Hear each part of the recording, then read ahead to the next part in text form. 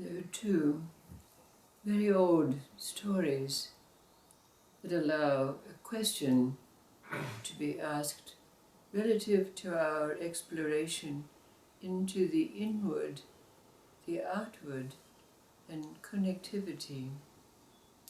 The first is that story about that young man who we could say had street smarts.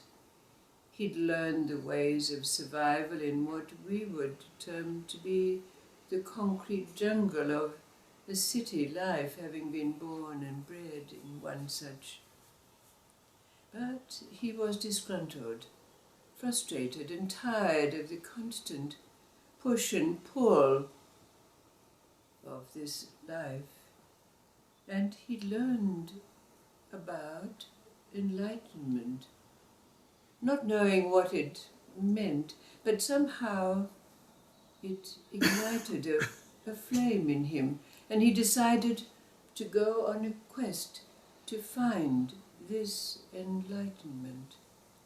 So he set out and went from place to place, town to town, city to city, village to village. And in each place he asked, "Is there an enlightened being here who can teach me?" But there was no one to be found, until finally he found himself in a small hamlet nestled at the bottom of a very tall mountain. And as was usual, he went into the town and he asked, "Is there anyone here who is enlightened, who can teach me enlightenment?" And the coffee shop owner and patrons who were there said, "Oh, we don't know about this enlightenment, but we do have a saint who lives up on the mountainside there." So the young being set out to take the arduous path up the side of the mountain to the place where it was said that the saint resided. So after this climb, he found himself on a plateau somewhere near the top of the mountain, in a rather lush area, and he quickly found the simple hut in which the saint lived, and he found the saint looking like an old hermit with long beard and long hair, sitting outside his hut, chewing on what it seemed was a piece of cinnamon stick or the like. And the young being, after the usual greetings that were expected in such meetings, he said to the old man, "I'm here to learn enlightenment." And the old man looked at him and said, "Well, I know that you've come a long way to be here. Maybe you can stick around for a little while, because winter is coming and we have to gather wood for the fire, etc." So the young being took up residence with the old hermit saint, and he did the chores that were asked of him. He went out and gathered wood for the fire and stirred the rice and so forth. But every few days he'd say to the old saint, "Well, when are you going to teach me enlightenment?" And the old man would say, "Not now, not now. Spring is coming and we have to start furrowing the ground to plant our vegetables." But this went on for some time. It seemed that time began to slip away, and instead of it being a few days before his inquiring, it was a few weeks, and the young being would ask, "When are you going to start teaching me?"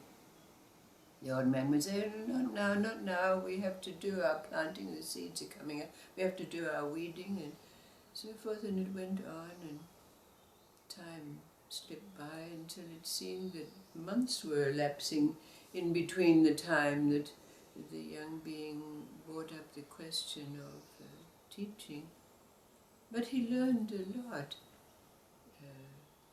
in the time. He learned the ways of the sun, moon and the stars, the spheres. He saw the cycles of the days and the nights related to the growing of plants and the flowering of the trees. And it seemed that time became such that he forgot about asking the question about learning about enlightenment. But one day, in the evening time, as was their usual bent, they were sitting by the fireside,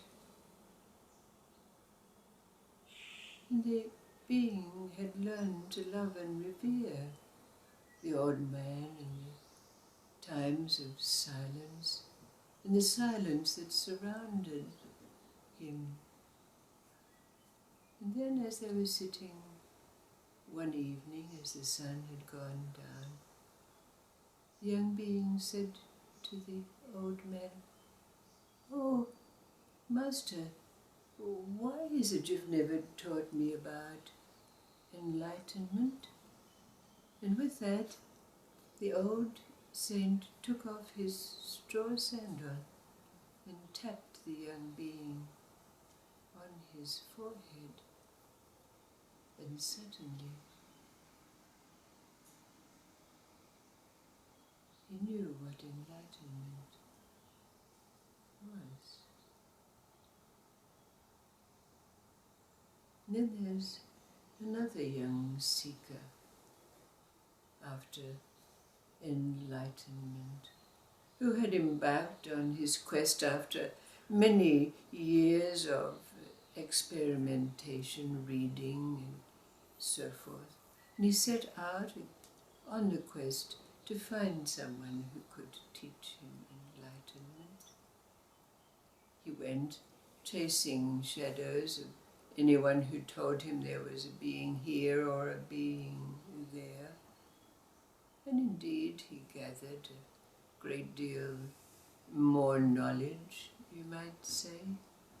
But then he heard of a certain master who lived in a forest in a far distant place. So he set out to find this master.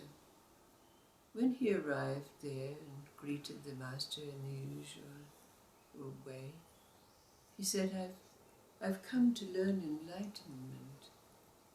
"Oh," said the master, "you've come just at the right time, because we've just begun to build a temple, and you can help with the bricks and mortar." Well, the young man got quite angry. He said, "I didn't come here to become a builder and a mason. I came to learn enlightenment." And the master apologized. He says, I'm sorry. "Oh, excuse me. But, I realize you've come a very long way to be here. Would you like to join us in an evening meal this evening?"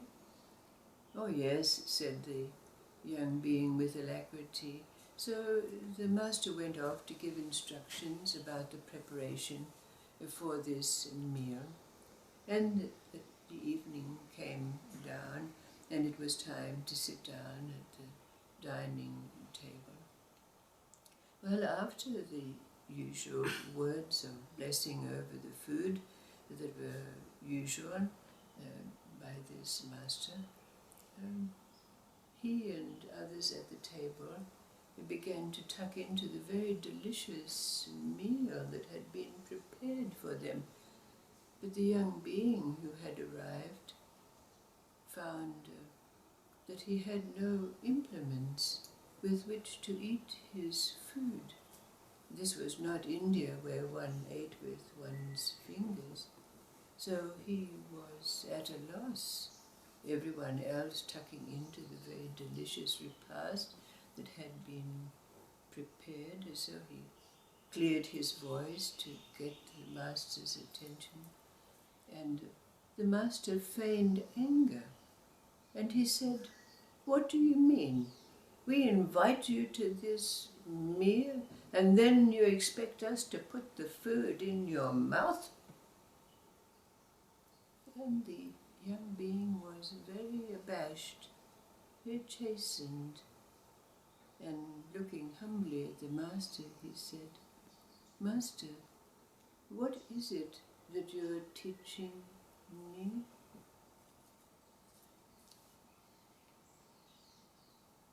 So the question that arises out of these simple stories is, what did the master reply to the young being?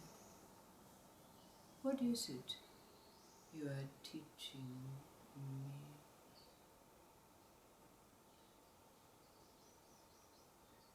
Inward and the outward, in connectivity. What did the master say to the young being? What is it you're teaching me?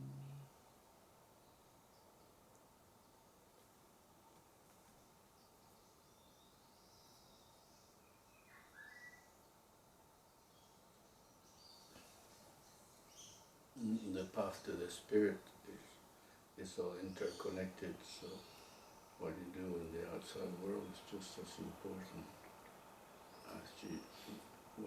as going inside, so that you can just get enlightenment.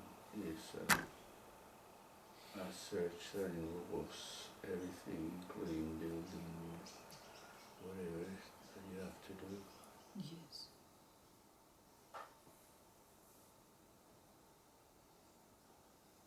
And the connectivity.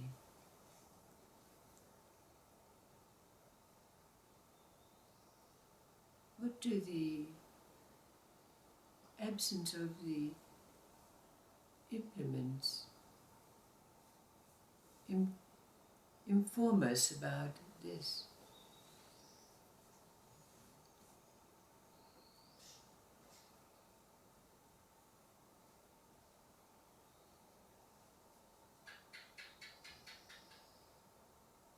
What do the utensils represent in this story?